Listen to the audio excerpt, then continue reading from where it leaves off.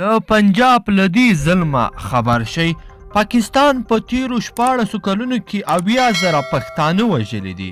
پاکستان تیرو 14 کلونو کې د امریکا په مرسته شویو پیسو شاوخوا 80,000 پښتانه وژلي دي. د پښتون سټوډنټس بنسټ رئیس امتیاز وزیر ویلي پاکستان تیر 14 کاله د امریکا په مرسته شویو پیسو له بیلابیلو لارو او پلمو څخه 80,000 پښتانه ووژل. امتیاز وزیر چې اوس له پاکستانه کډه شوی ټینګار کړی دی. پاکستان ځکه تیر کال د کشمیر مسله راپورته کړه چې د اقلیتونو د ټول وژنې په تړاو د نړیوالو له فشارونو څخه ځان خلاص کړي. د هغه په وینا پاکستان د ترهګرۍ په نوم زرګونه پښتانه وژلي دي او نړیوالې هم په همدې بهانه تیر ایستلي دي چې ګواکې د ترهګرۍ خلاف مبارزه کړې ده.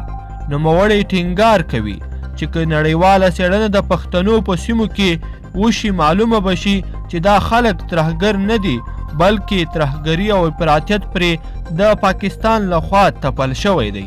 هغه نیوکه کړې ده چې پاکستان هڅې پیل کړې دي چې د پښتنو په سیمه کې یو ځل بیا د طالبانو فعالیت ته زمینه مساعده کړي.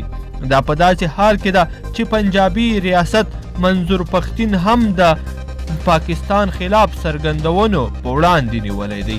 ګرانو لیدونکو په دې هیله چې دغه ویډیو به مو راسره تر پایه پورې کتلی وي. که مو خوښه شوي وي نو ویډیو در سره لایک کړئ او زموږ چینل هم در سره سبسکرایب کړئ.